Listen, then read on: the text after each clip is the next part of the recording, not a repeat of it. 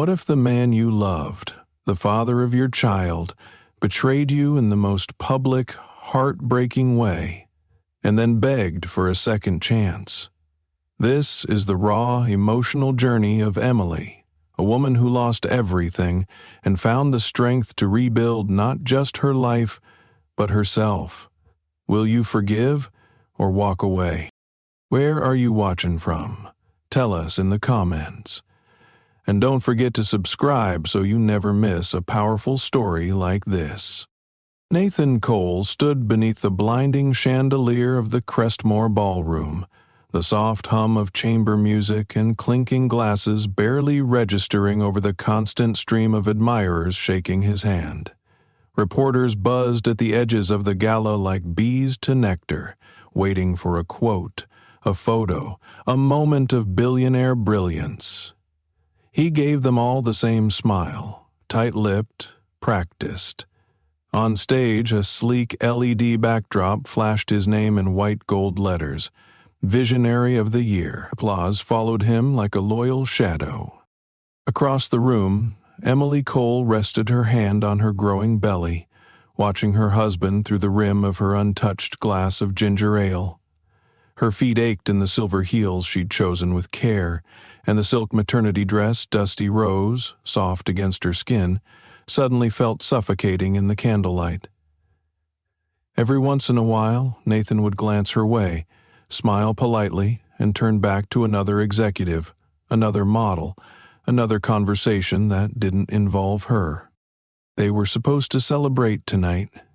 His award, their baby, their life. But somehow, she'd ended up seated alone, making small talk with a woman who mistook her for the assistant, not the wife. Emily wasn't used to this version of Nathan. Not the polished icon the world adored. No, she'd fallen in love with the Nathan who used to cook spaghetti at 2 a.m., in boxers, who'd once driven 3 hours just to hold her hand during a bad day. But lately, he didn't hold her hand at all. Not in public, not at home, not even when the baby kicked for the first time. She placed her hand gently over the small bump. Just 28 weeks in, and already the loneliness was louder than the ballroom. Back when they met, Nathan was still building Coal Sink out of a shared WeWork space in Brooklyn.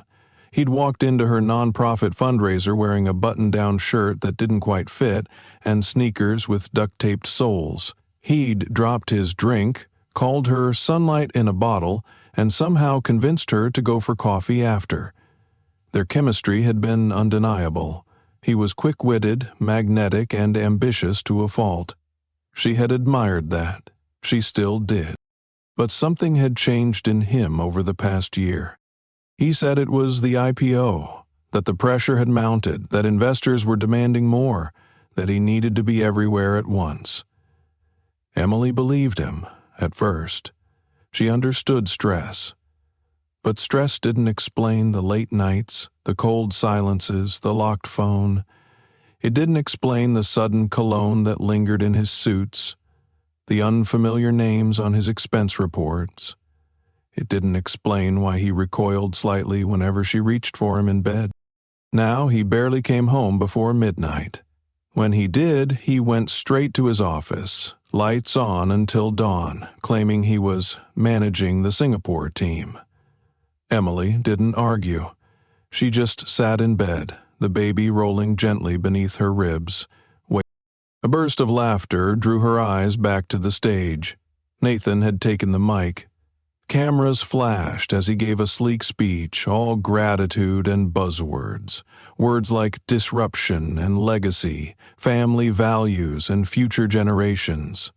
The crowd drank it in like fine wine. Emily wanted to believe it too. But then his phone, left on the table beside her glass, lit up. Can't wait for tonight. You were amazing last night. Love, Jay. The message was short, casual, but the intimacy dripped from every word. Her stomach turned, not from the pregnancy, but from the truth that had been whispering to her for months. She blinked rapidly. She didn't touch the phone, didn't open it, just stared at it as though it might confess everything on its own. When Nathan returned to the table, glowing from applause, he kissed her on the cheek with the enthusiasm of someone greeting an elderly aunt. "You look beautiful tonight," he said absently, already scanning the room for the next conversation. Emily tried to smile, but it cracked at the edges. "Thanks," she murmured, eyes drifting back to the phone. He noticed. His brows furrowed for a fraction of a second. Then he swiped the device off the table and stuffed it into his jacket pocket. "How are you feeling?" he asked, suddenly all concern. "The baby okay?" She wanted to scream. "Now?" he asked. "After weeks of missed doctor appointments? After nights of sleeping in his office? Or urgent flights to LA? Instead, she just nodded. "Yeah, just tired." "You sure you're up for the after party?" "You don't have to come," he offered too quickly, as if hoping she'd say no. "I'll come," she said flatly. She wanted to see where he went, who he saw, what excuse he'd come up with if she insisted on staying by his side. But she never got the chance.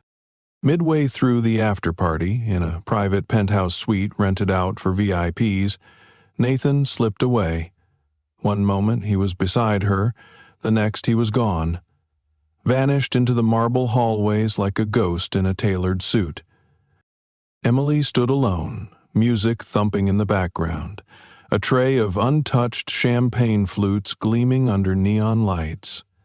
She found herself by a window, the city stretching endlessly beneath her, a sea of lights and noise.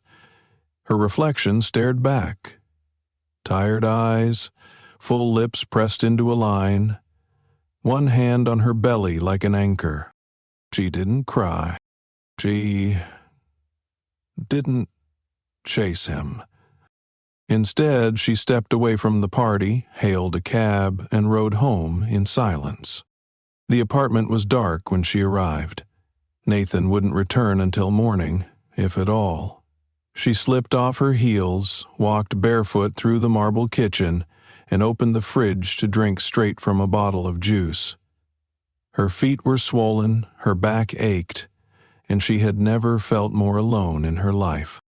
She walked into the nursery, still half-painted, still bare except for a rocking chair and a tiny pair of socks folded neatly on a shelf. She sank into the chair, heart racing, and stared at the socks as if they might grow legs and walk out the door, the way Nathan had. A baby fluttered inside her. He whispered softly, "It's okay, little one. Mommy's still here." But the words echoed in the empty room, hollow and unsure.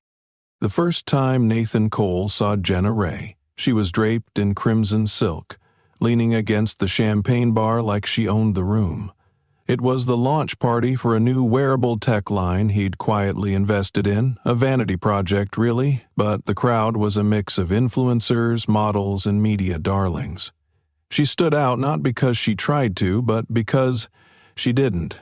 Her auburn hair cascaded over one shoulder, a single diamond ear cuff catching the light as she laughed with the bartender. She had a voice that didn't ask for attention, it demanded it. Nathan had no intention of speaking to anyone that night. He'd arrived late, said a few rehearsed lines to the press, nodded through pleasantries with executives who wanted more money than ideas. His plan was to leave early. But then he saw her. Their eyes met across the crowd. She raised a single eyebrow like a challenge. He hesitated. She smirked and turned away. 15 minutes later, he found himself next to her at the bar, a glass of neat scotch in his hand. "Didn't expect to see you here," she said without looking at him, sipping something that looked entirely too pink for a woman who wore danger-like perfume. "Do we know each other?" Nathan asked. She turned to him, amused. "Not yet, but I follow headlines, And you're the guy who thinks your AI system's going to change the world." He tilted his glass toward her. "Is that a compliment or a warning?" She leaned in slightly. "That depends. Do you actually believe your own PR?" Nathan laughed, genuine and caught off guard. Most women he met fawned. Jenna didn't. They talked for hours, about nothing and everything: tech, art, fashion, politics. She told him she once walked out of a Paris Fashion Week show because it bored her. He told her about the time he missed his own IPO launch because he got food poisoning on a business flight. She teased him, called him robot rich, said he looked like a man who hadn't really felt anything in years. He should have walked away then, but he didn't. The next morning, he had a meeting with 3 Japanese investors. He canceled it, sent them an apology email while Jenna sat on the counter in his penthouse, one leg tucked under her, eating his blueberries straight from the carton. At first, it was casual, no strings, no labels, just something electric, something different from the quiet, structured life he lived with Emily. Jenna was wild in a way that thrilled him. She didn't ask how his day was or what color they should paint a nursery. She never reminded him to drink less coffee or schedule dentist appointments. She wanted adventure, attention, and pleasure, nothing more. Nathan convinced himself it was harmless. A distraction. A little chaos to balance the order. He even told himself it made him sharper, more focused. Jenna became his escape valve, the place where pressure released. When he was with her, he didn't feel like a CO. He felt like a man again. He bought her a Cartier bracelet just because, then a black-on-black Tesla to match her Instagram aesthetic. Jenna loved posting cryptic pictures, her legs crossed in a private jet, glasses of wine against backdrops of unnamed skylines. Followers speculated endlessly. She never confirmed, never denied. To the outside world, Nathan Cole remained the doting husband. He and Emily were still photographed together at charity events. The press called them the power couple who had it all. But Nathan knew better. He was building 2 lives, each one stacked on shaky foundations. And still, he kept going back to Jenna. She made him feel younger, wanted, like the man who used to dream big before he had anything to lose. At her insistence, they traveled often. Rome, Tokyo, even a hidden resort in Iceland with a private hot spring and no cameras. He told Emily it was business, always business. She never argued, just nodded, eyes distant, lips tight. She was too tired to fight, too pregnant. He didn't think about that much, not until she left him a voicemail during a board meeting, her voice soft and tremulous. "I felt the baby hiccup today. I wish you'd been there." He deleted it. One evening, as they lounged in Jenna's penthouse, an impossibly sleek place overlooking Soho, she curled up next to him in a silk robe and traced the curve of his jaw with a manicured nail. "Tell me something real," she whispered. He hesitated. "I used to sleep in my car." She blinked. "Seriously?" "At her college," he said. "I couldn't afford rent. I lived off Red Bull and vending machine granola bars. I was building a prototype in the back seat."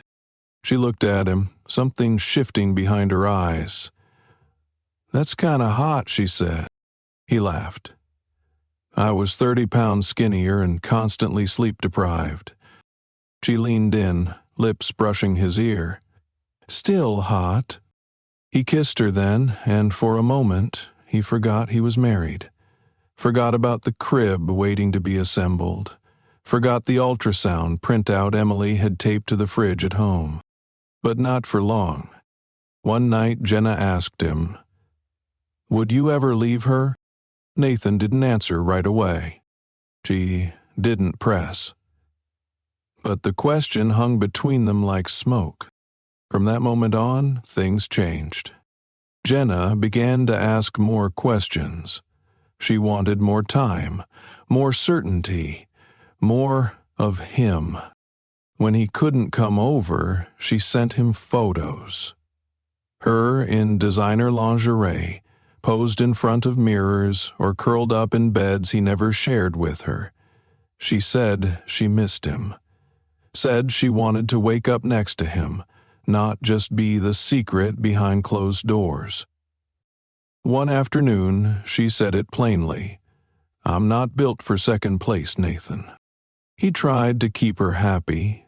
He bought her a vintage sapphire necklace, flew her to Venice for Valentine's Day, claimed it was for business expansion. But each time he left her to return to his wife, Jenna grew colder. "You know what's funny," she said one night as he buttoned his shirt. "You're not as good at lying as you think."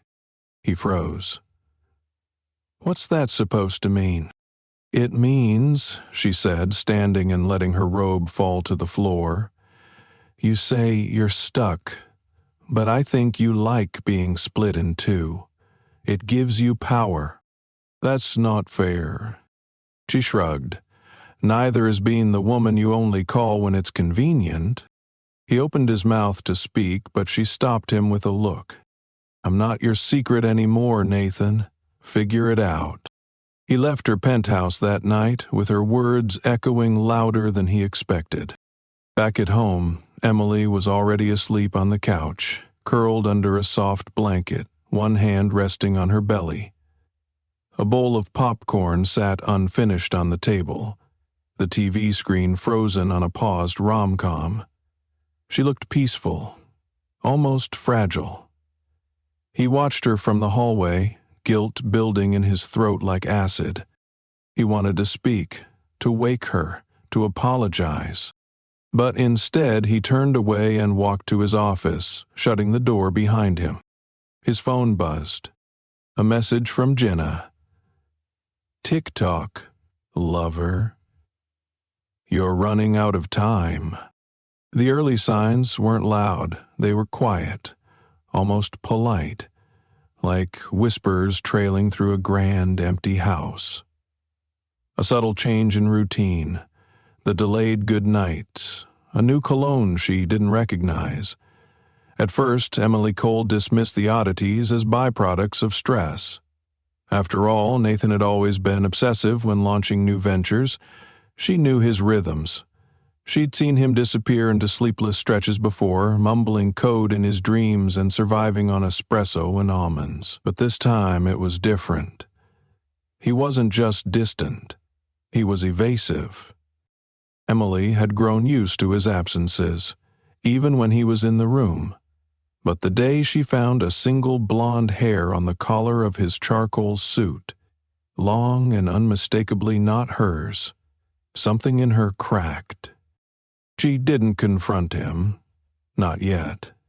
Instead, she began to pay attention, not as a suspicious wife, but as a quiet investigator, collecting puzzle pieces one at a time. The digital receipts were the first clue, a dinner at Lavo on a night he claimed to be at a board meeting in Jersey, a spa charge on a Saturday morning she'd spent alone in bed with swollen ankles and a silent phone. She checked his calendar. It had been mysteriously blank that day. She felt sick. Emily tried not to jump to conclusions. She wanted to believe in her husband, in their shared past, in the man who once stayed up all night talking about baby names and building a bassinet by hand, because our kid deserves something real. But those days felt like echoes now, faint and unreachable. The next evening, while Nathan showered after a late meeting, she passed through his office and noticed his phone on the desk. Unlocked. It sat there, face up, mocking her. Emily stared at it, heart pounding like a drum in her ears. She didn't want to be that person. She wasn't a snooper. She believed in boundaries. But something deeper than pride compelled her. She picked it up, opened the Messages app. The thread was labeled J. Her breath caught. Miss you already. Last night was everything. Can we do Venice for my birthday? You left your cufflink on the nightstand. Looks better on me anyway. There were photos. One of Jenna in a silk robe, looking directly into the mirror, her fingers brushing her lips. Another of 2 champagne flutes clinking above a room service tray on a balcony Emily had never seen. Emily stared at the images until her vision blurred. Her mouth was dry, her legs tingled, weak under her weight.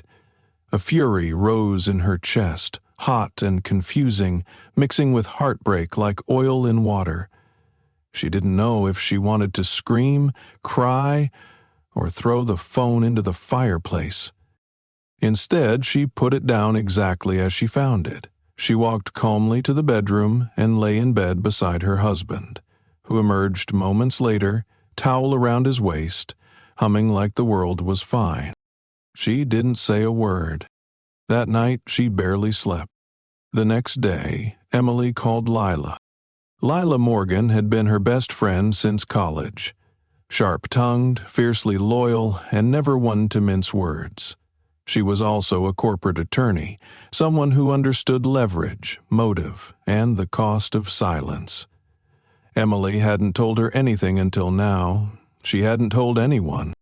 They met at a small cafe near Bryant Park.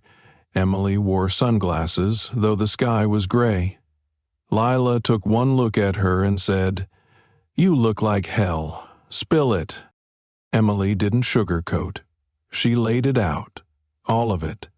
The distance, the odd purchases, the lies, the messages.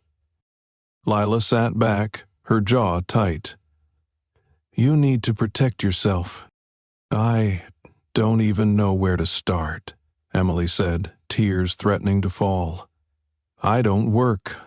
I've been out of the industry for years. Everything's tied to him, and the baby. God, Lila, how am I supposed to raise a child in the middle of this?" Lila reached across the table, taking her hand. "First, you stop blaming yourself.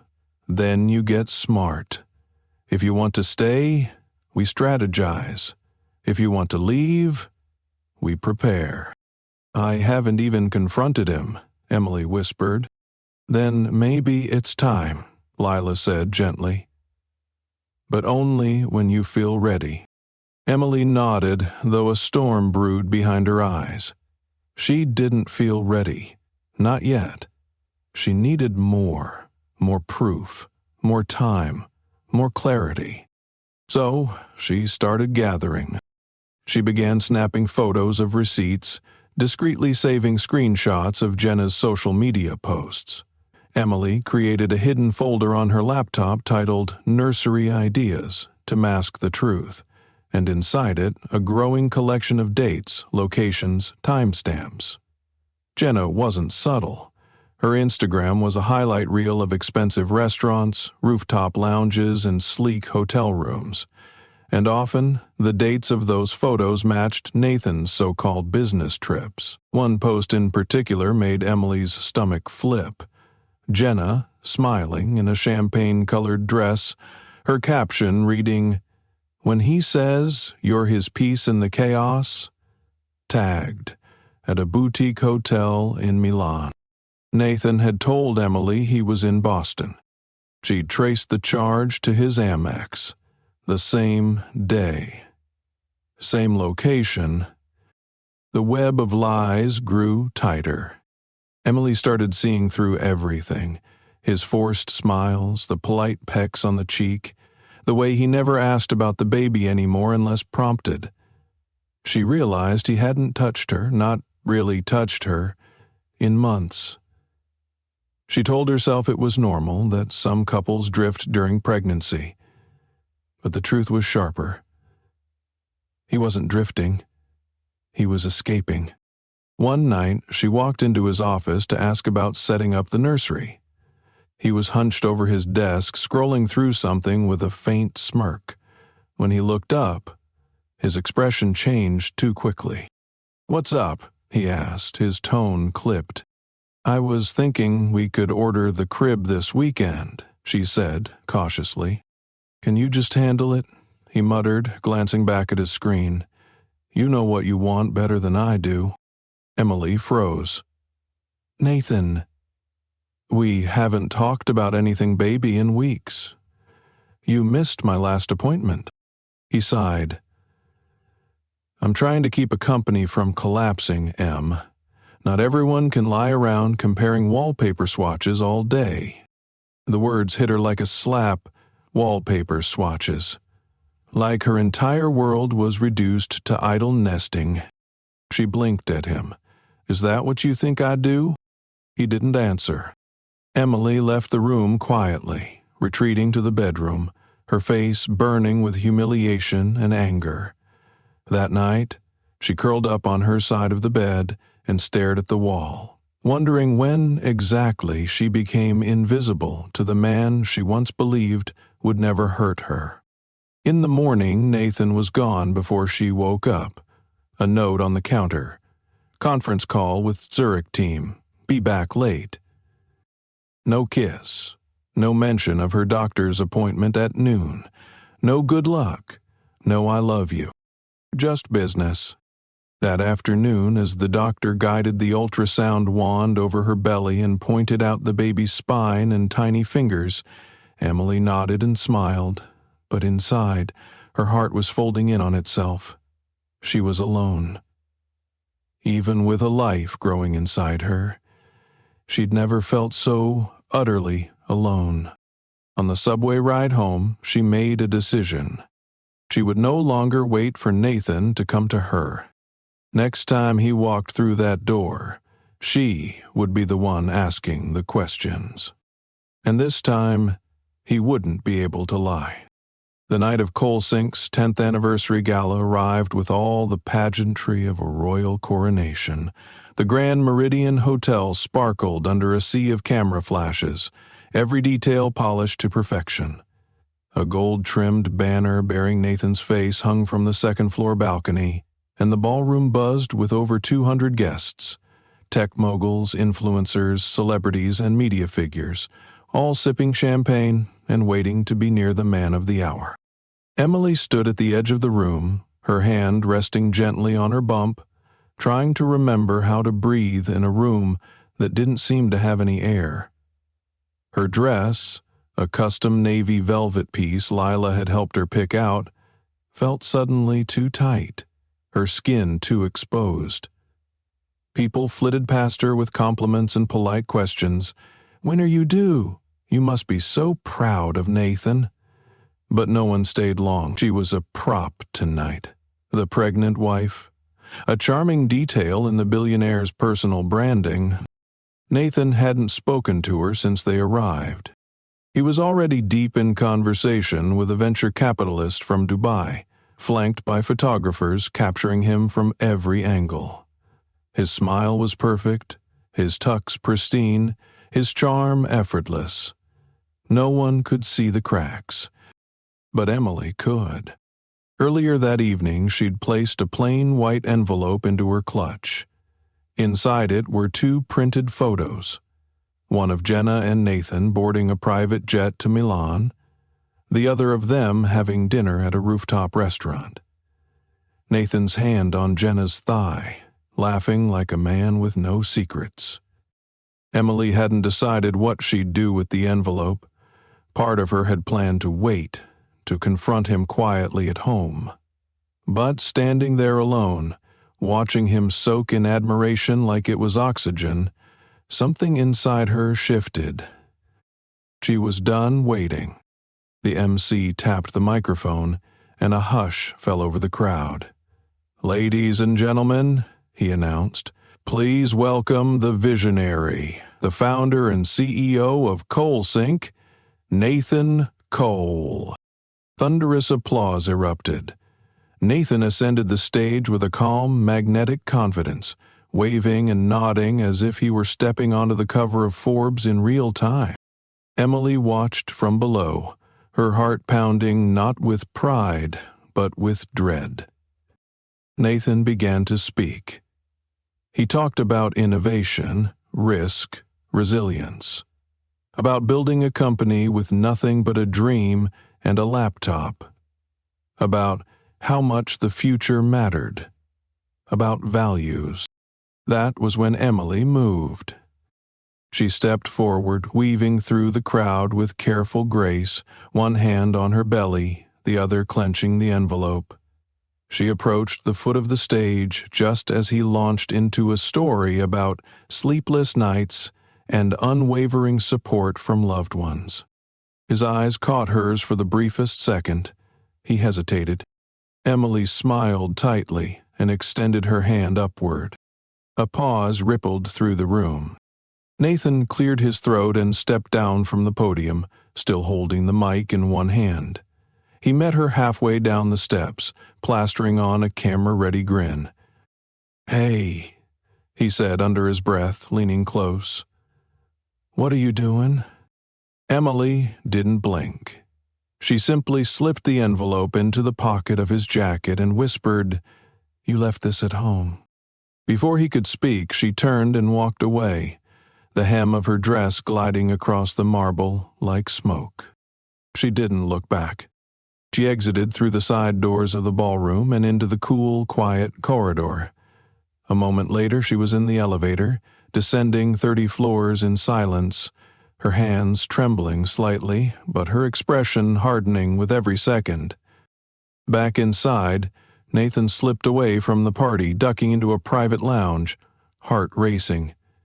He ripped open the envelope. And there it was, the truth. Unfiltered, undeniable, immortalized on glossy paper. He sat down hard in a leather chair, suddenly too aware of how loud the music sounded through the walls.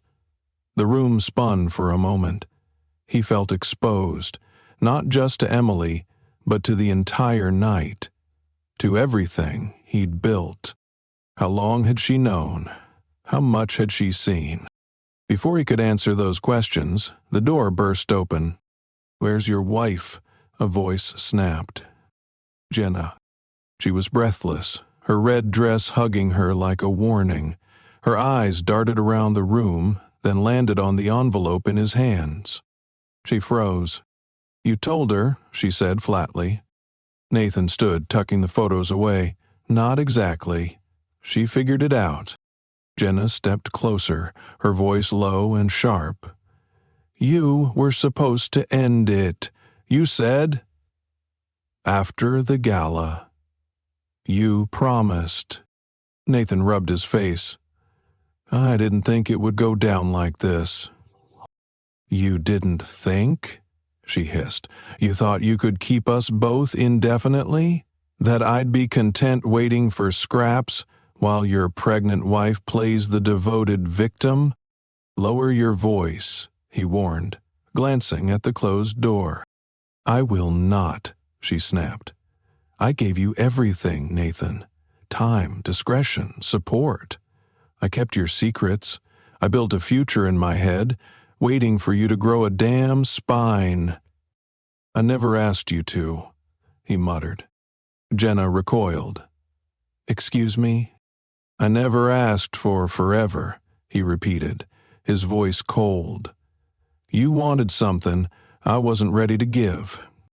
She laughed, a harsh sound that didn't suit her. "Wow. That's your defense?" Nathan stepped past her, heading for the door. This isn't the place for this. But Jenna wasn't done. She followed him back into the ballroom, rage simmering just below her glittering surface. The crowd parted as she stormed after him, a few guests turning their heads curiously. "Nathan Cole," she said loudly, "are you going to tell them why your wife just walked out?" Heads snapped toward them. The band faltered. Conversation stopped mid-sentence. Nathan turned, his face pale. "Jenna, leave." "Or what?" she challenged. You'll have your team scrub me from the press? Good luck. You can't scrub everything. Security was already moving toward them, but it didn't matter. The damage had been done. The illusion shattered. Whispers spread like wildfire through the crowd. A scandal. A mistress. A broken marriage. Guests exchanged knowing looks, phones subtly raised. Nathan left the gala not as a visionary, but as a man with an unraveling legacy. Emily, meanwhile, sat in the back of a taxi, her hands folded over her stomach, the city lights blurring past the window. Her phone buzzed. She didn't look. She knew it was him. She didn't want to hear explanations. She didn't want apologies. Not yet. She just wanted to be alone, to feel everything, to grieve what she'd lost, even if technically she hadn't lost it yet. When she reached home, she changed into a sweatshirt, made herself a cup of tea she didn't drink, and stood barefoot in the nursery.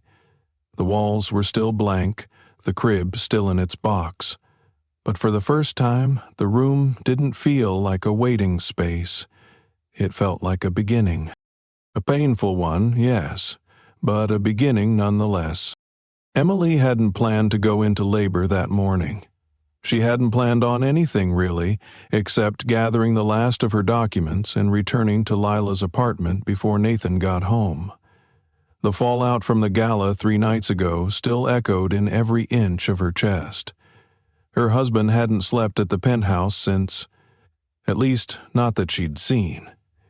He'd sent a stream of texts, some apologetic, others defensive, but none of them had moved her, not after everything. Not after the public humiliation, not after seeing Jenna Ray scream his secrets into a room full of his admirers. The pain started just after she bent down to pick up the baby monitor box near the nursery closet. A strange, dull ache pulsed across her lower back, then crawled forward in a tight, clenched belt of discomfort. She paused, hand against the dresser, taking a few slow breaths. She chalked it up to Braxton Hicks. False alarm, she thought. 36 weeks. It's too soon. She tried to keep going, but by the time she reached the living room, the pain returned. Stronger this time, sharper. It made her double over. Her heart pounded. She reached for her phone with trembling hands and dialed 911. Her voice shaking as she explained that she might be in labor and that she was alone. The operator was calm, asking questions in a practiced tone. Was there any bleeding? Was the baby moving? How far apart were the pains? I don't know, Emily gasped, collapsing onto the couch. But something's not right. The ambulance arrived within 10 minutes. The sirens wailed down Fifth Avenue, but to Emily, everything was silent. Just her shallow breaths and the occasional flicker of motion in her belly. Her baby was still with her. She clung to that. At the hospital, nurses swarmed her like angels in scrubs. An IV was inserted. Monitors were strapped across her belly. A doctor with kind eyes told her it was preterm labor. But the baby was coming regardless. There was no stopping it. She asked for Nathan. Her phone had 4 missed calls, none from him. She left him a voicemail, her voice breaking. Nathan, I'm at Mount Sinai. It's early, the baby's coming, please come. I don't want to do this alone. She stared at the screen, praying he would call back, text, anything. But silence answered her. In reality, Nathan was reclining in a velvet armchair at a private airport lounge in Miami. He had boarded a jet with Jenna just an hour before, lured by the idea of disappearing from New York and its fallout. Jenna had booked the trip under the pretense of clearing his head, but Nathan knew better. It was her last-ditch effort to keep him. His phone sat inside his leather briefcase, set to do not disturb. When he finally pulled it out, it was to check the stock ticker on CoalSync. Instead, he saw the notifications. 10 missed calls, 3 voicemails, all from the same number. His blood ran cold. The first voicemail played in a whisper of static and panic. Emily's voice. "It's happening, Nathan. I need you. Please answer." He stood up so quickly his glass of scotch tipped over, the amber liquid pooling across the marble table. Jenna turned, startled. "What is it?" "She's in labor," he said, already grabbing his coat. "It's too early." "Nathan," Jenna said, standing up, "if you go now." But he didn't wait. He was out the door before she could finish the sentence. At the hospital, Emily was deep into contractions, her body drenched in sweat. Her gown clung to her skin, and her hands gripped the metal rails of the hospital bed like a lifeline. A nurse dabbed her forehead gently while murmuring words of encouragement. Sarah, Lila's younger sister, who lived nearby, had come in place of Lila, who was still in court. She sat beside Emily, holding her hand through every wave of pain. "Breathe with me," Sarah whispered. "Just like that. You're doing great." Emily screamed through the next contraction, her face twisted in agony.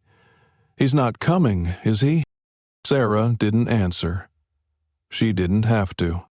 And then, just before 4 p.m., as the monitors beeped steadily and doctors moved with calm urgency, the baby arrived.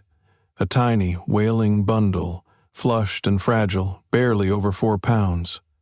The room filled with a strange, deafening quiet as the baby was whisked away to the NICU. Emily didn't even get to hold him. Her arms fell limp against the sheets, tears rolling down her cheeks. "Is he okay?" she croaked. "He's strong," the nurse promised.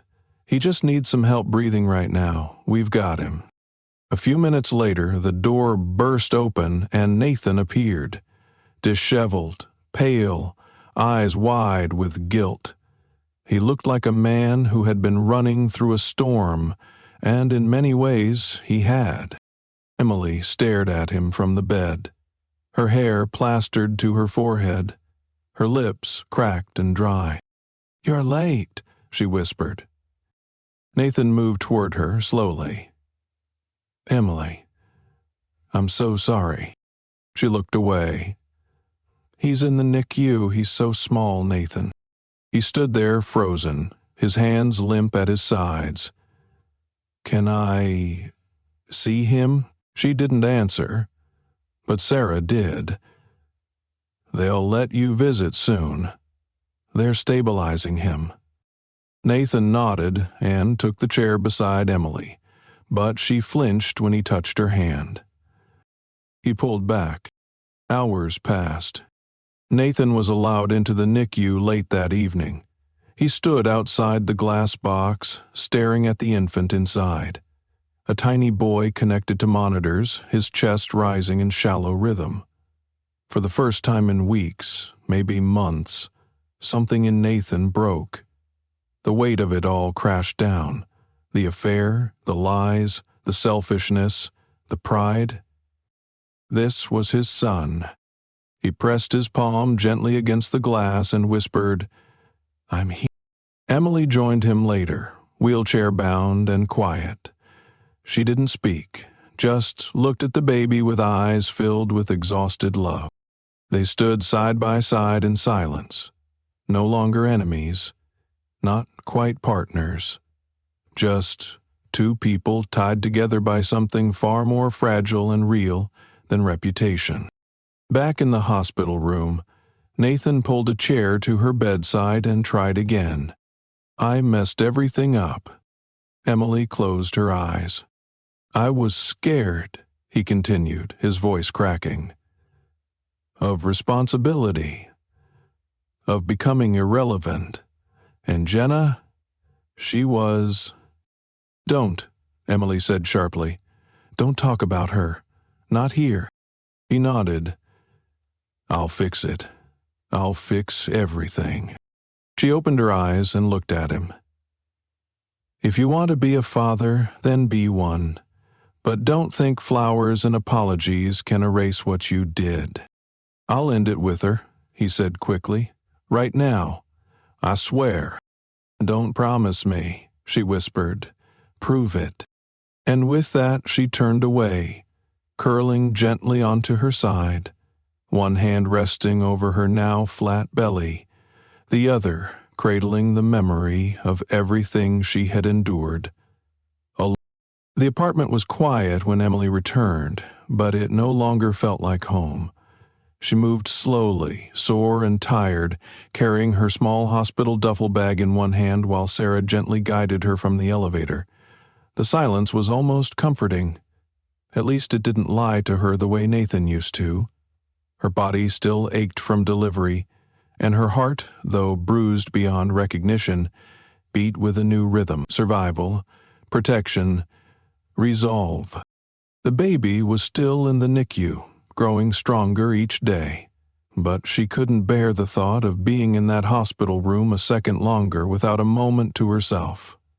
Sarah had insisted she stay at her place, or with Lila again, but Emily refused. She needed to reclaim something, anything that had once been hers. Even if it was just this couch, this kitchen, the nursery she still hadn't finished. She placed the duffel down and walked into the nursery. The soft pastel paint was done. The crib had been assembled, probably by someone Nathan paid, and a white noise machine hummed gently from the corner. She sat down in the rocking chair and closed her eyes. No tears came this time. Her exhaustion was too heavy for that. An hour later her phone buzzed. A message from Lila. "Let's talk when you're ready. I have someone I want you to meet." Emily replied with a thumbs-up emoji, her fingers trembling slightly. The someone turned out to be a family law attorney named Mara Chen, a sharp, composed woman in her 40s with kind eyes and the calm energy of someone who had seen every type of betrayal under the sun. They met in Lila's office 2 days later, while Sarah sat quietly in the corner for support. "You don't need to decide anything today," Mara said, her voice gentle but clear. "But it's important that you understand your rights, especially now that the baby's involved. You gave up your career to support your husband's. That counts." Emily nodded, clutching the edge of her chair. "I'm not saying divorce is your only option," Mara continued, "but if he threatens you, financially or emotionally, you should be prepared. The courts don't care how many companies he runs, they care about the child." That night, Emily lay in bed staring at the ceiling, Mara's words echoing in her mind. "You are not powerless." She wanted to believe that. She wanted to believe in her own strength again, not just for herself, but for her son. Meanwhile, Nathan had become a man divided. Each day he visited the hospital, hovering near the incubator, talking softly to the baby through the glass. He brought fresh flowers for the nurses. He even tried to bring Emily her favorite pastries from a bakery downtown, but she refused to see him. Her boundaries were firm. The guilt gnawed at him, no longer something he could ignore or numb with expensive wine or Jenna's soft skin. He couldn't sleep, couldn't focus. Even at Coal Sink, where he once reigned with icy precision, he was falling apart. His board noticed. So did the press. When he did manage to answer an email, it was short and apologetic. His CFO had to cover 2 investor meetings he forgot entirely. One morning, George, his most trusted associate, pulled him aside. "You need to get it together, Nathan," George said. "You're unraveling." "I know," Nathan replied, voice hollow. "Is it the baby?" "It's everything." At home, Jenna wasn't as patient. After being left at the airport with no explanation, she had texted Nathan a barrage of furious messages. Then, when he ignored her, she sent a carefully curated photo of the two of them on a yacht, captioned, "Remember what we had?" Still no response. Jenna snapped. One afternoon, she marched into the lobby of Coalsink's Manhattan headquarters, brushed past security like she belonged, and rode the executive elevator straight to Nathan's floor. The receptionist stammered as she entered. "Nathan's in a meeting." "Perfect," Jenna said, heels clicking across the tile. "Let's make it memorable." She pushed open the conference room door mid-presentation. Nathan stood at the head of the table, a slide deck behind him, a dozen stunned faces turning toward the sound of her arrival. "What the hell are you doing?" he hissed, his face draining of color. "You're going to ignore me? After everything?" she said, loud enough for the room to hear. "I deserve better than to be tossed aside like a dirty little secret." Executives gaped. Phones were already recording. Nathan grabbed her arm and pulled her into the hallway. "You can't be here." She yanked her arm back. "You said you'd leave her. You lied." "I have a child now," he said, breath ragged. "I can't—" "No," she interrupted, her voice cold. "You won't." "That's the difference." She turned on her heel and stormed out, leaving a trail of whispered speculation in her wake. By the end of the day, articles had begun to circulate. Nathan Cole's affair exposed. Mogul's mistress causes scene at Coalsink HQ. His PR team was in full damage control mode. Investors demanded statements. Employees exchanged nervous glances in elevators. The empire he'd built was crumbling from the inside, and he knew it. But Emily had her own empire to protect now. Her son. She visited the NIQ daily, speaking softly to the baby, changing tiny diapers with careful hands, learning from the nurses how to bathe and swaddle him. The doctor said he was doing well, small but a fighter. She believed that. He had to be, with a father like Nathan and a world already waiting to judge him. One night, Nathan showed up at the hospital again, this time asking to speak privately. Emily was in the small family lounge, sipping tea from a paper cup. "I ended it," he said quietly. She didn't look at him. "Good for you. I'm trying to be here. For him. For you. I know. I don't expect you to forgive me overnight," he added, voice cracking. "But I want to show up every day, not because it's convenient, but because it's right." Emily turned toward him slowly. "You want to be a father? Prove it, because I swear to God, if you fail him the way you failed me, I won't blink before walking away for good." Nathan nodded.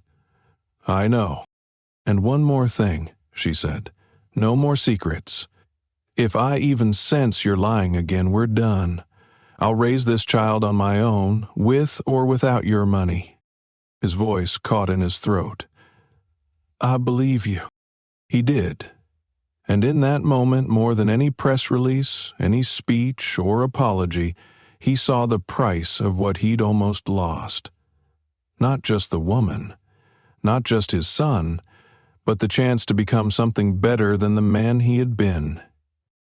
Emily didn't ask for more that night, but when she returned to the NICU and saw Nathan by their baby's side, whispering something only the infant could hear, she let herself hope, for the first time, not for who Nathan was, but for who he might still become. 3 days after Jenna's dramatic outburst at Coalsink headquarters, Nathan found himself seated in front of a camera under the harsh glare of studio lights, his tailored suit doing little to conceal the wariness etched into his face. The interview had been his team's idea. an act of public contrition to salvage what remained of his crumbling image. The host was soft-spoken and polished, gently nudging him through questions about fatherhood, business pressures, and his recent personal challenges. "I made mistakes," Nathan said, voice low, hands clasped tightly. "Painful, shameful ones. But becoming a father changed everything for me. It reminded me that some things, most things, matter far more than success or status. Like love, like trust." The host offered a sympathetic nod. Viewers at home saw a man humbled by scandal, not crushed by it. But behind the eyes, behind the carefully chosen words, Nathan was unraveling. The backlash from Jenna's ambush had been swift and merciless. Investors pulled out of deals. The board began discussing temporary leadership changes. Employees whispered in hallways. A video of her storming the conference room hit 1 million views within hours. Headlines followed. "Tech mogul's Mistress demands answers." Nathan knew it wasn't just about optics anymore.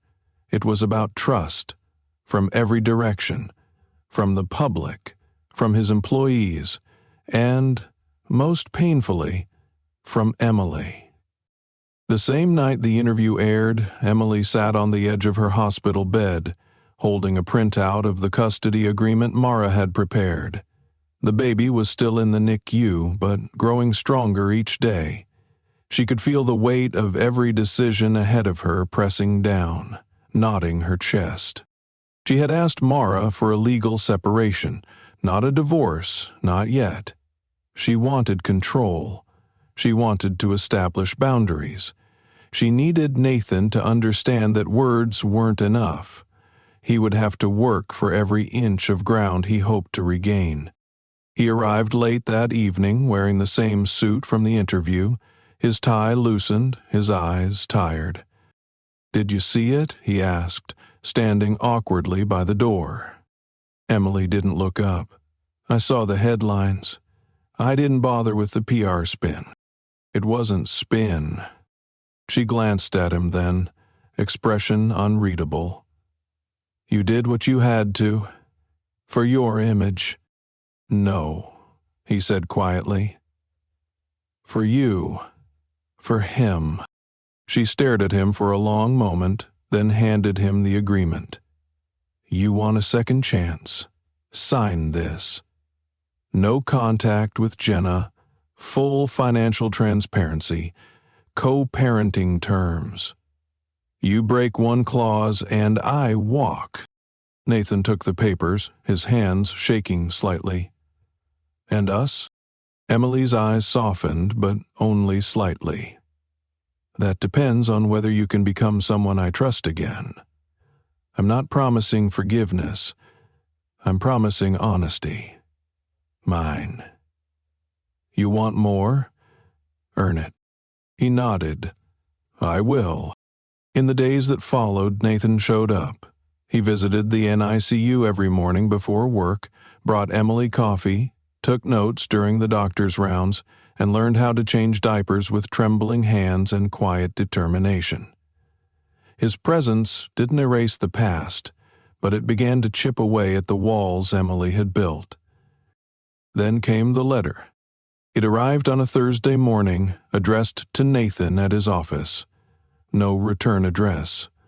Just a single sheet of paper, typed in an elegant serif font. "You might think you've won, but secrets have a way of coming back. Enjoy your happy family while it lasts." Emily found it first. Nathan had handed her the morning mail without looking, focused on sanitizing bottles and organizing NICU visit schedules. When she read the letter, her heart went still. "Jenna." She handed it to him without a word. He read it once, then again, his jaw tightening. "She's bluffing," Emily said, arms crossed. "I think so too," he replied. "My lawyers are aware. They're monitoring for any threats to my business or your privacy." Emily studied him, trying to detect even the faintest crack in his resolve. But he looked different. Not bulletproof, not smug, just tired and human. "Let her try," she said finally. "We've lived the worst already. The rest is noise." He smiled faintly, the corner of his mouth twitching, like it didn't quite know how to be hopeful again. That night, Nathan stayed late to finish paperwork for the baby's pending release. Emily found him asleep in the nursery chair, a blanket draped over his shoulders, the soft hum of the white noise machine in the background. She watched him for a moment, uncertain whether what she felt was sympathy, exhaustion, or something resembling tenderness. The next morning, the baby was cleared to come home. It was a quiet celebration. No balloons, no grand announcement. Just the three of them, Nathan carefully buckling the car seat, Emily checking the diaper bag twice, both of them pretending not to notice how their hands brushed when they passed each other the bottle warmer. At home, they settled into a fragile rhythm. Nathan worked shorter hours, sometimes from the nursery, laptop on one knee and baby on the other. Emily stayed alert, watching everything, waiting for the signs of relapse, but the signs didn't come. Not yet. One evening, as they bathed the baby together for the first time, their fingers touched in the warm water. Nathan paused, meeting her eyes. "I'm trying," he said softly. "I know. I still love you, Emily." She didn't look away. "Then love me enough to change." He nodded, and in that moment, it felt like a promise. But Jenna wasn't done. Over the following weeks, she sent vague texts from unknown numbers. "I wonder how your board would feel about the recordings. Did Emily ever ask you what happened in Paris?" Nathan ignored them.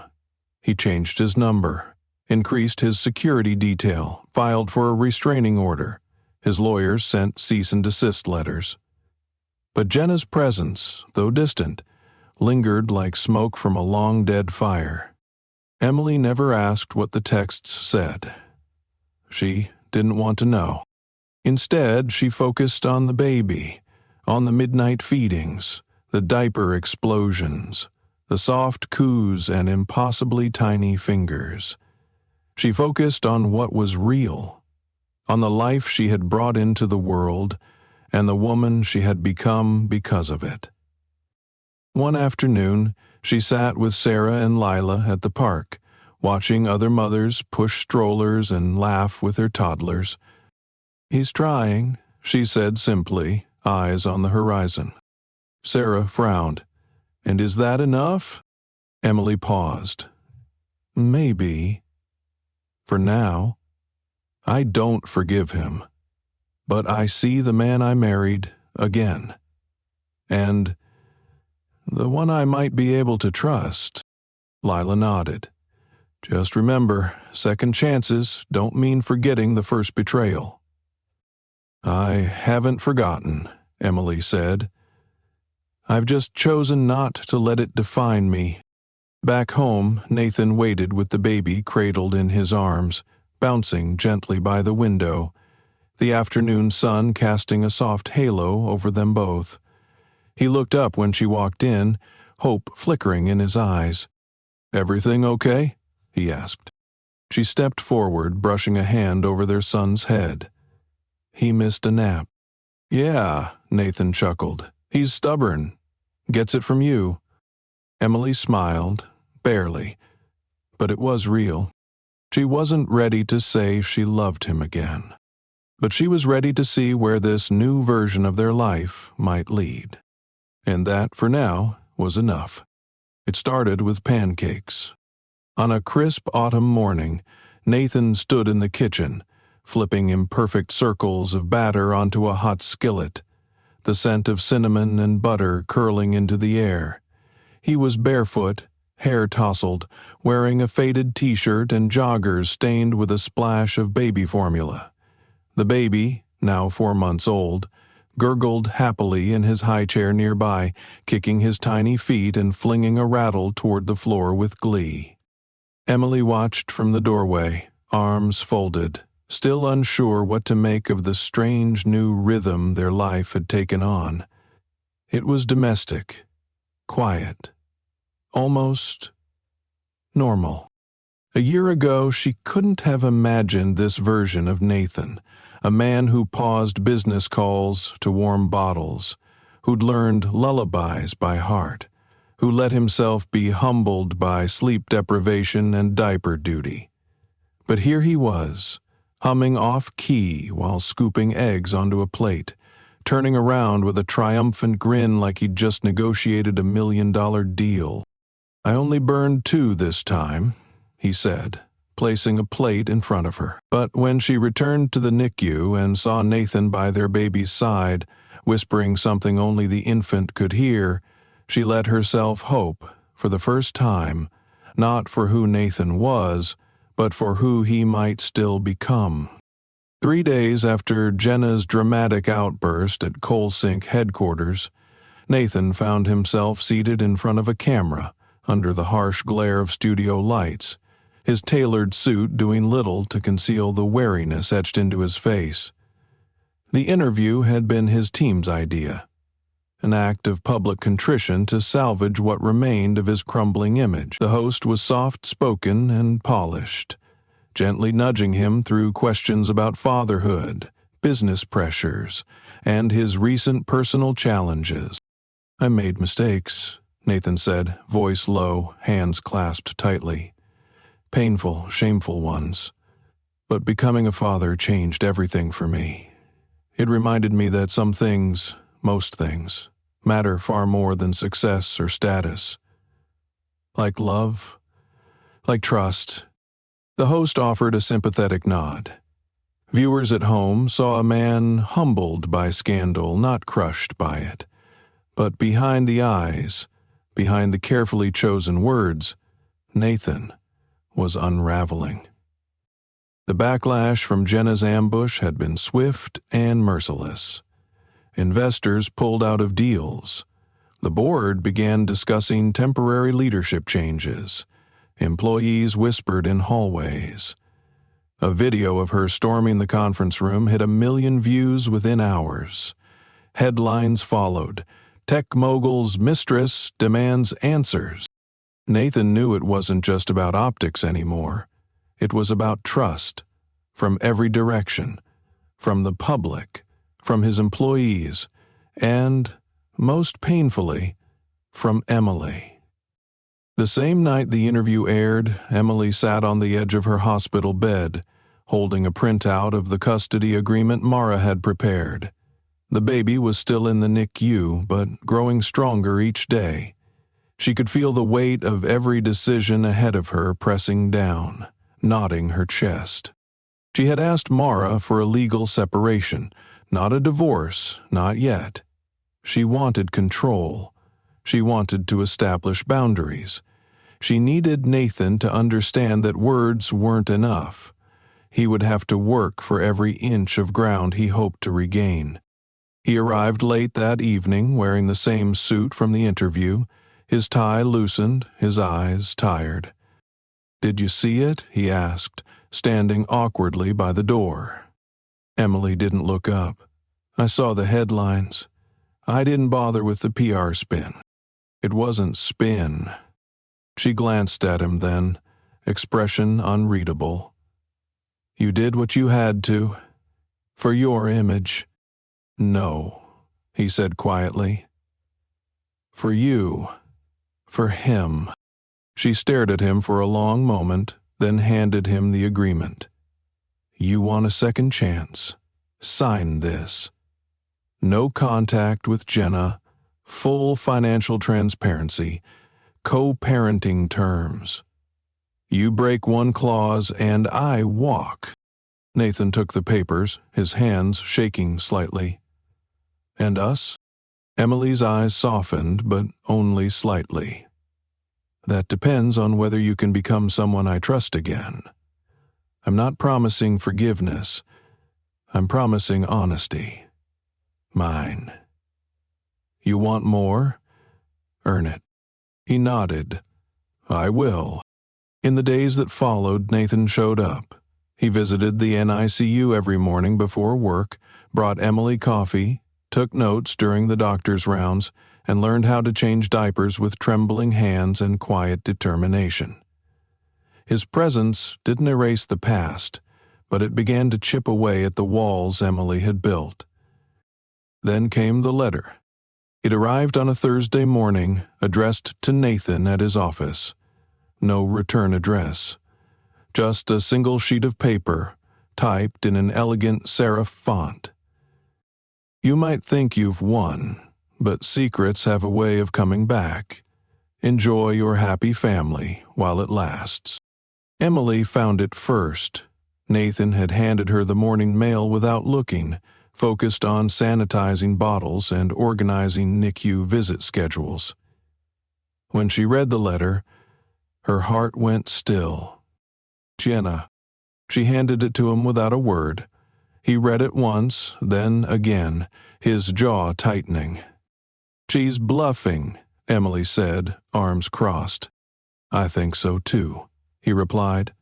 My lawyers are aware. They're monitoring for any threats to my business or your privacy. Emily studied him, trying to detect even the faintest crack in his resolve. But he looked different. Not bulletproof, not smug, just tired and human. Let her try, she said finally. We've lived the worst already. The rest is noise. He smiled faintly, the corner of his mouth twitching, like it didn't quite know how to be hopeful again. That night, Nathan stayed late to finish paperwork for the baby's pending release. Emily found him asleep in the nursery chair, a blanket draped over his shoulders, the soft hum of the white noise machine in the background. She watched him for a moment, uncertain whether what she felt was sympathy, exhaustion, or something resembling tenderness. The next morning, the baby was cleared to come home. It was a quiet celebration, no balloons, no grand announcement, just the three of them. Nathan carefully buckling the car seat, Emily checking the diaper bag twice, both of them pretending not to notice how their hands brushed when they passed each other the bottle warmer. At home, they settled into a fragile rhythm. Nathan worked shorter hours, sometimes from the nursery, laptop on one knee and baby on the other. Emily stayed alert, watching everything, waiting for the signs of relapse, but the signs didn't come. Not yet. One evening, as they bathed the baby together for the first time, their fingers touched in the warm water. Nathan paused, meeting her eyes. I'm trying, he said softly. I know. I still love you, Emily. She didn't look away. Then love me enough to change. He nodded, and in that moment, it felt like a promise. But Jenna wasn't done. Over the following weeks, she sent vague texts from unknown numbers. I wonder how your board would feel about the recordings. Did Emily ever ask you what happened in Paris? Nathan ignored them. He changed his number, increased his security detail, filed for a restraining order. His lawyers sent cease and desist letters. But Jenna's presence, though distant, lingered like smoke from a long-dead fire. Emily never asked what the texts said. She didn't want to know. Instead, she focused on the baby, on the midnight feedings, the diaper explosions, the soft coos and impossibly tiny fingers. She focused on what was real, on the life she had brought into the world and the woman she had become because of it. One afternoon, she sat with Sarah and Lila at the park, watching other mothers push strollers and laugh with their toddlers. He's trying, she said simply, eyes on the horizon. Sarah frowned. And is that enough? Emily paused. Maybe. For now. I don't forgive him. but I see the man I married again. And the one I might be able to trust." Lila nodded. "Just remember, second chances don't mean forgetting the first betrayal." "I haven't forgotten," Emily said. "I've just chosen not to let it define me." Back home, Nathan waited with the baby cradled in his arms, bouncing gently by the window, the afternoon sun casting a soft halo over them both. He looked up when she walked in, hope flickering in his eyes. "Everything okay?" he asked. She stepped forward, brushing a hand over their son's head. "He missed a nap." "Yeah," Nathan chuckled. "He's stubborn. Gets it from you." Emily smiled, barely, but it was real. She wasn't ready to say she loved him again, but she was ready to see where this new version of their life might lead. And that, for now, was enough. It started with pancakes. On a crisp autumn morning, Nathan stood in the kitchen, flipping imperfect circles of batter onto a hot skillet, the scent of cinnamon and butter curling into the air. He was barefoot, hair tousled, wearing a faded t-shirt and joggers stained with a splash of baby formula. The baby, now 4 months old, gurgled happily in his high chair nearby, kicking his tiny feet and flinging a rattle toward the floor with glee. Emily watched from the doorway, arms folded, still unsure what to make of the strange new rhythm their life had taken on. It was domestic, quiet, almost normal. A year ago, she couldn't have imagined this version of Nathan, a man who paused business calls to warm bottles, who'd learned lullabies by heart, who let himself be humbled by sleep deprivation and diaper duty. But here he was, humming off-key while scooping eggs onto a plate, turning around with a triumphant grin like he'd just negotiated a $1 million deal. "I only burned 2 this time," he said, placing a plate in front of her. She smiled softly. Progress. They ate together in silence, a soft morning playlist filling the room with gentle piano notes.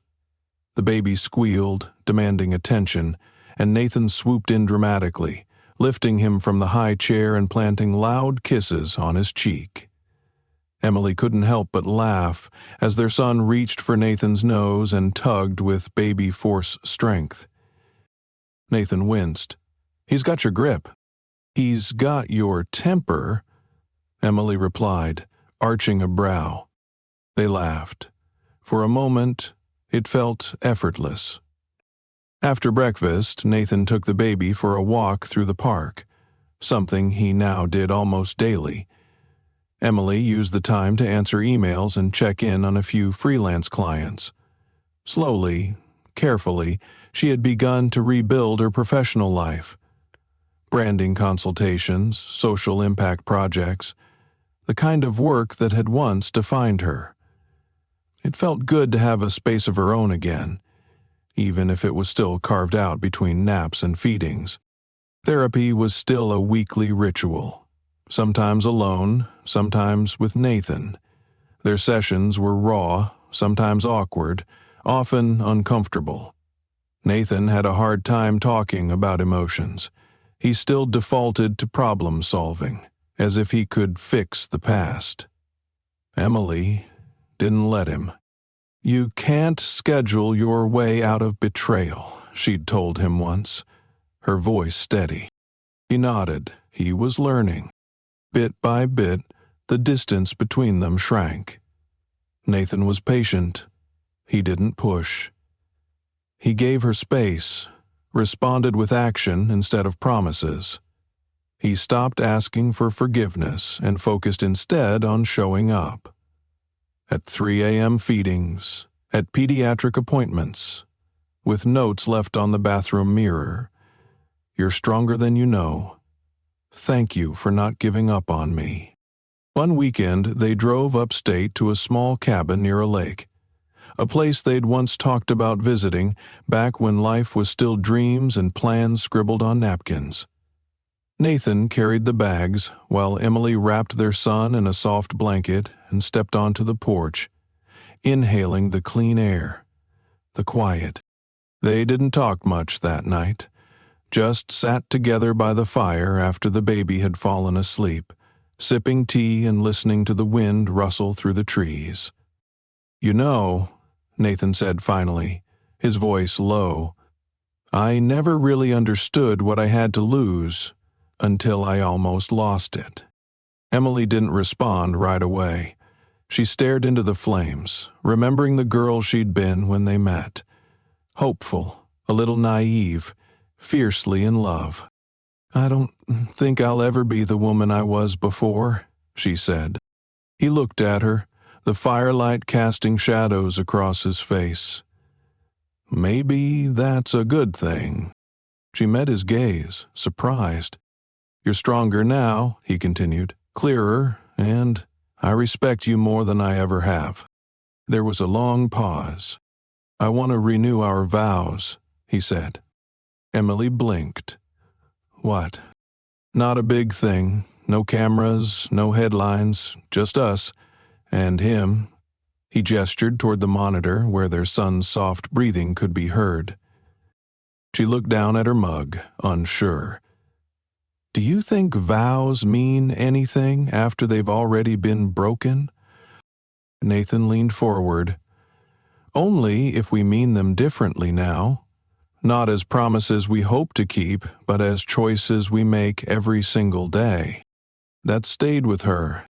Weeks later, on a golden afternoon beneath the trees in Central Park, they stood by a small lake with a local officiant and their son bundled in Nathan's arms. There were no guests, no tuxes or veils, just a simple exchange of words, written in the quiet hours after long days and longer nights. Nathan went first. "I failed you," he said. "I chased power when I should have cherished love. But you, Emily, you never stopped fighting for our son. And somewhere in that fight, you showed me who I could still become. I'm not here to make more promises. I'm here to rebuild what I broke, one day, one choice at a time." Emily's voice shook when she replied, "I used to think love meant believing in someone no matter what. Now I think it means believing in yourself enough to walk away if you have to. But I'm still here, not because I forgot what you did, but because I believe who you are now might be worth rediscovering." They exchanged simple silver bands, nothing extravagant, just symbols of a second chance. Afterward, they sat by the lake with their son nestled between them. He giggled as Nathan made funny faces and Emily leaned her head against his shoulder. For the first time in a long time, they didn't feel like broken pieces trying to fit. They felt like something new. Still fragile, still healing, but whole. In the following months, Nathan made good on his word. He scaled back travel, delegated more, and spoke openly about his past failings in leadership meetings, using his story as a warning against ego and imbalance. He shifted company policies to support working parents, quietly funding a scholarship for single mothers in tech. The press called it rebranding. Emily called it redemption in progress. Jenna, meanwhile, faded into silence. After the cease and desist letters and Nathan's legal team made it clear that any further threats would be met with court action, she disappeared from the headlines. Her social media accounts went dark. Occasionally a rumor surfaced about her moving to LA or dating a European financier. But Nathan didn't ask, and Emily, their focus was elsewhere. On morning strolls in the park. On late-night dance parties in the living room with lullabies and laughter. On trust. Not the blind kind that expects perfection, but the cautious, conscious kind that's earned in small moments. In apologies that match behavior. In love that remembers pain and chooses hope anyway. Emily knew they'd never be exactly who they were, but she also knew they didn't need to be. Because now, as she stood in the nursery one evening, watching Nathan rock their son to sleep, humming gently under his breath, she realized something she hadn't dared to before. She wasn't just surviving anymore. She was healing. And in healing, she had found something stronger than the fairy tale they once chased. A love that had been tested, broken, and rebuilt. Not perfect, but real. And that was more than enough. Thank you so much for staying with us until the very end of this story. If you're still here, it means you felt something, just like we did while telling it. This story isn't just about betrayal, heartbreak, or second chances. It's about the power of accountability, the strength it takes to rebuild broken trust, and the quiet resilience of a woman who refused to settle for less than she and her child deserved. In life, we're all going to make mistakes, but what truly defines us is how we face them and who we become in the process. What about you? Where are you watching from? We'd love to know which part of the world you call home. Drop it in the comments below. And if stories like this move you, inspire you, or make you reflect, don't forget to subscribe to our channel. That way, you won't miss our next story, filled with even more emotional depth and real life lessons. Until next time, stay strong, stay kind, and remember, sometimes healing begins exactly where everything seems to fall apart.